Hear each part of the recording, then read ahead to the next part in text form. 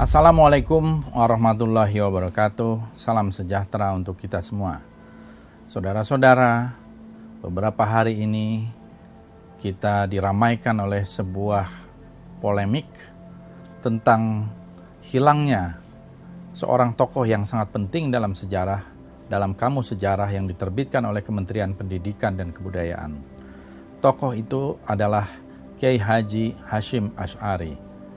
Kiai Haji Hashim Asy'ari, seorang tokoh yang juga telah menjadi pahlawan nasional, pendiri Nahdlatul Ulama, dan penggagas dan yang mengeluarkan resolusi jihad tahun 1945, sehingga menggerakkan arek-arek Surabaya untuk melawan upaya kolonialis, baik Inggris maupun Belanda untuk kembali menjajah Indonesia, ternyata tidak ada di dalam kamus sejarah. Hilangnya Kiai Haji Hashim Asy'ari dari kamus sejarah ini adalah sebuah peristiwa yang menurut saya sangat penting.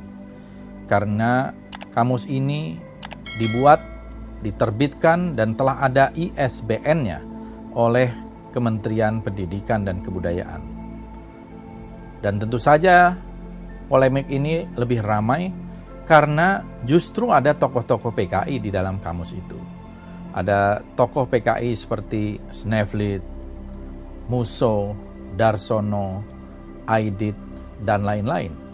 Bagaimana bisa tokoh penting seperti Kiai Haji Hashim Asy'ari tidak dibuat entry-nya di dalam kamus, sementara tokoh-tokoh PKI yang jelas-jelas berkhianat kepada Republik Indonesia dimuat dengan panjang lebar. Ada apa dengan Kementerian Pendidikan dan Kebudayaan? Dan ini menurut saya memerlukan satu investigasi yang serius agar sejarah tidak dibolak-balik, agar sejarah tidak dibelokkan. Kita tahu selama ini selalu ada upaya untuk mengembalikan sejarah dengan penuh keraguan, terutama yang terkait dengan komunisme.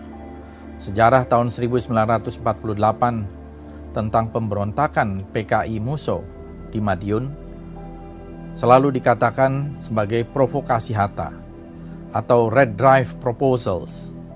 Ini adalah akibat Perang Dingin. Begitu juga di tahun 65, mereka yang pro kepada PKI dan pro kepada sejarah versi PKI mengatakan bahwa itu adalah masalah internal Angkatan Darat. Itu bukan kudeta dari PKI. Saudara-saudara, dalih semacam ini adalah sebuah dalih yang bukan baru.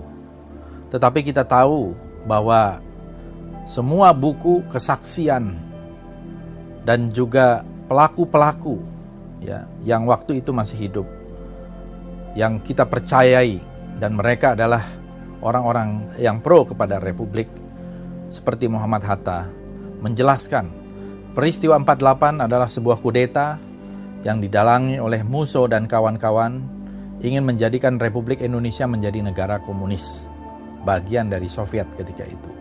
Dan ini sebuah pengkhianatan karena mereka menusuk dari belakang ketika kita berjuang, berusaha melawan kolonialis Belanda. Tiba-tiba PKI menusuk dari belakang pada saat yang sama. Begitu juga di tahun 65, para jenderal dibantai, dibunuh dengan sadis, disiksa. Kemudian mereka dikuburkan di lubang buaya.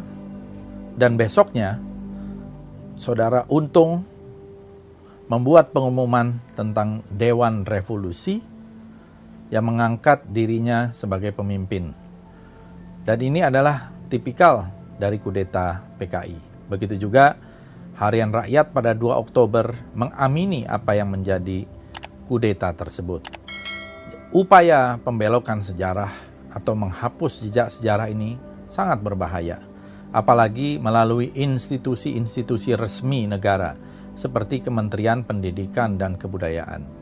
Perlu ada investigasi di dalam Kementerian Pendidikan dan Kebudayaan. Apakah ada anasir-anasir yang memang pro-komunis, pro sejarah komunis, dan ingin menghapus sejarah itu.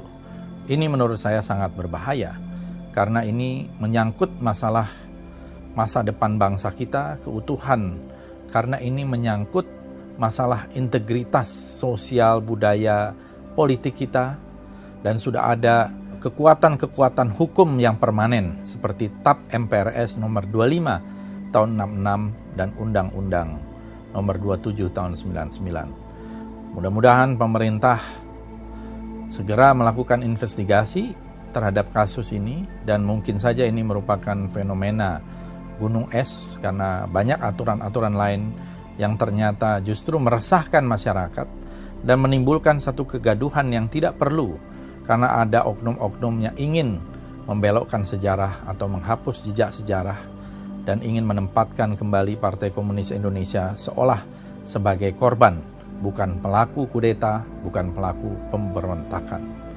Terima kasih. Assalamualaikum warahmatullahi wabarakatuh.